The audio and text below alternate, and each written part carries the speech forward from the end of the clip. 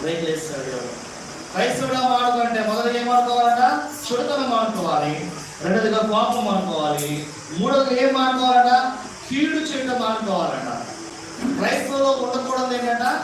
కీడుకు ప్రతి కీడు. కొట్టేవారినైనా, తిట్టేవారినైనా, దూషించేవారినైనా, నిందించేవారినైనా, సాధ్యమైనంత వారిని ప్రేమించేవారుగా కీడుకు ప్రతి కీడు చేసినట్లయితే మనం ఎవరికి ఇష్టమైన వాళ్ళని ఉన్నాం?